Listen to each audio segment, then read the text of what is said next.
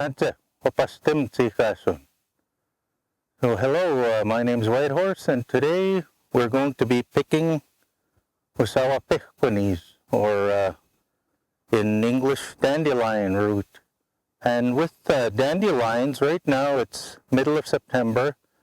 It's usually after the harvest moon when we try and harvest all of our plants because they finished growing for the year and they're at their largest before they go to sleep for the winter. So we like to harvest during that harvest moon. So we've had the harvest moon the beginning of September, and that's usually sets the time for us to start harvesting our medicines. So again, with Usawa pihquanis, the dandelion, most of them have stopped flowering now, or they flowered for the last time. And that lets us know that the dandelion has done its growth for the year. So now most of the time you're just going to find the dandelion leaves.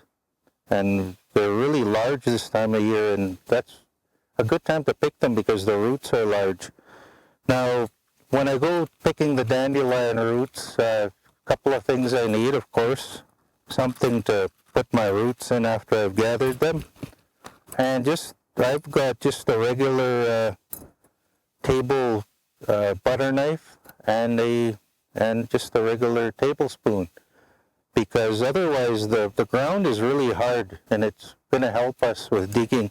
I know with my uncle, he does a lot of gathering, and what he likes to do is, rather than tiring out your fingers and getting your fingers all dirty, he uses a deer antler to dig out his roots.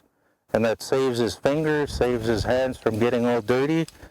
But if you're, say if you're doing this with your class or something, good thing to have around, tablespoon and a butter knife, because that's going to help you.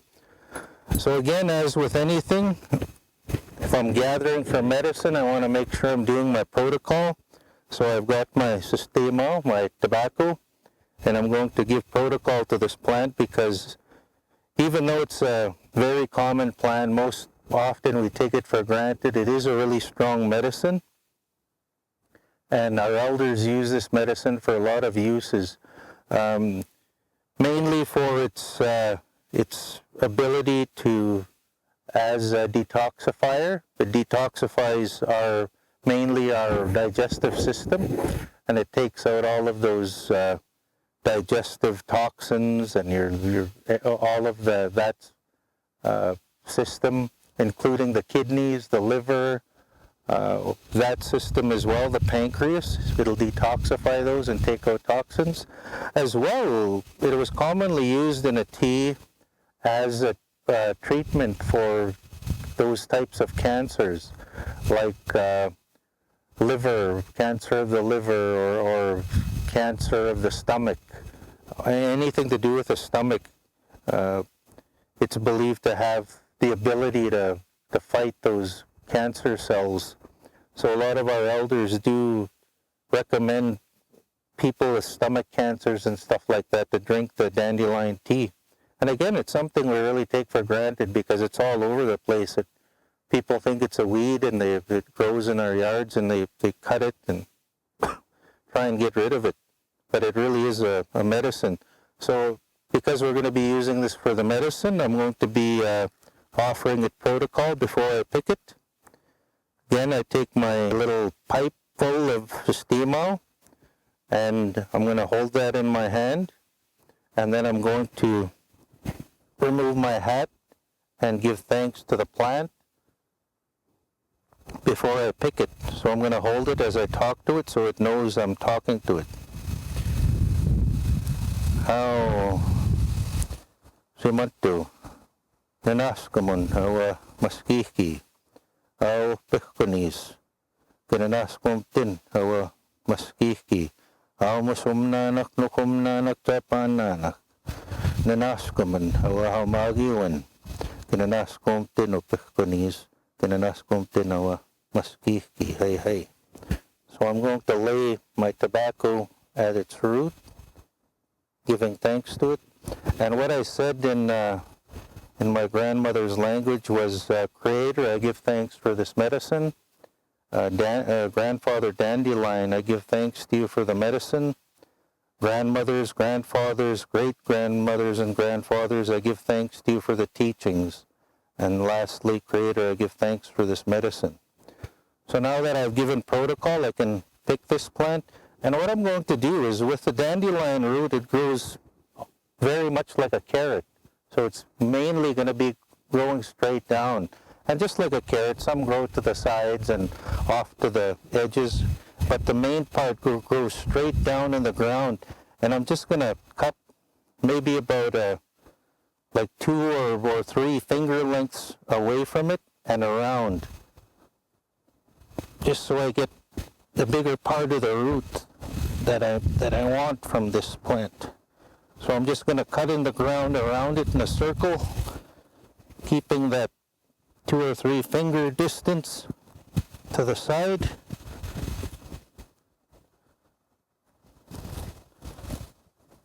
Circle right around it to make sure any of the root shoots are being cut.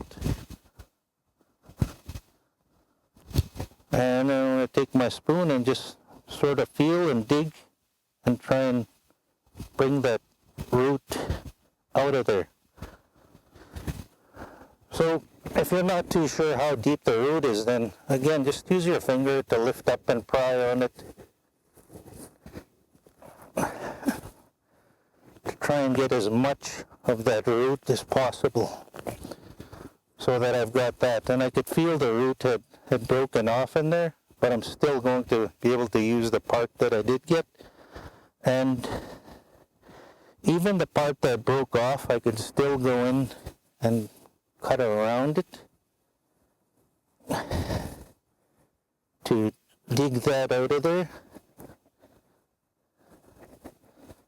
Because some of them, especially the larger ones, they really grow pretty deep.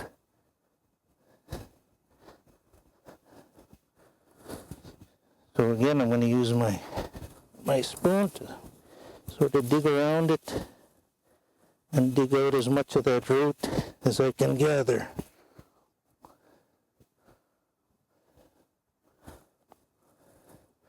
Alright, so I've gotten right to the bottom of that root. And like I said, it's very much like a carrot that branches off and goes all different directions. So for this part as well, I'm going to clean out all of the dirt and grass around it and get that part of the root as well.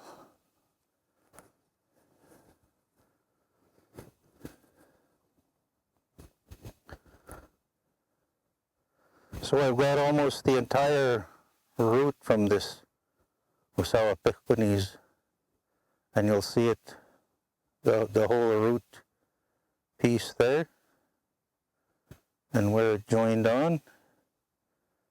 So very much the shape of a carrot. So this is the root that I want. Now what I'm going to do is I'm going to break it off right where the branches form. And that's the root part that I want, that holds most of the medicinal value for making my teas and such. But also, the leaves as well, when they're fully grown like this, they're used as well in teas, eaten fresh. Some people even use them in a salad. Now they do taste a little bitter, but if they a lot of people will eat them just like this, because there is also medicinal value inside this part, and it is nutritional value. So if you were out in the bush and you were starving, you could definitely eat these. Now it might not taste the best, but you can eat them for survival and to get nutrients and vitamins from it. But again, even this is still used for medicine and teas, just to help that whole digestive system. So again, I'll keep this part as well for eating fresh and using fresh. Like I said, you can make a tea out of it or a salad and eat them like that. Like even like this, like you can eat them like that. And when when they're full grown like this, they don't have that bitter taste. If you take the outer part of the leaf, it's mainly the stem that has a bitter taste. But if you just eat the leafy, green leafy part, it just tastes like kale or something like that with just the tiniest hint of bitterness on the end. So if you just put some salad dressing or something on that, you wouldn't even notice. But you can't survive off of it, and it is healthy for you. And again, our elders tell us that they would ask somebody who has, say, stomach cancer or problems with their digestive system to eat some of the leaves and to make the dandelion root tea. Now with the roots, before I go on picking any more, once we're done gathering what we need to last us for the winter months, we're going to take these and we'll completely wash them, wash off all the dirt, clean them out, and then we're going to, most people when they dry these, because when they dry, they turn really, really solid, like really hard. So but after they've finished washing them, what they'll do is they'll just cut it into smaller chunks. So say that size, the size of the tip of your pinky finger, and they'll just dry them in chunks like that, so that when they do dry hard, they're easier to manage, and you're not having to break off what you need to make a tea. So if I were making a tea, I would probably use, say, about 2 chunks, that size that I've cut, for a cup of tea. And all of that medicinal value will come out of there.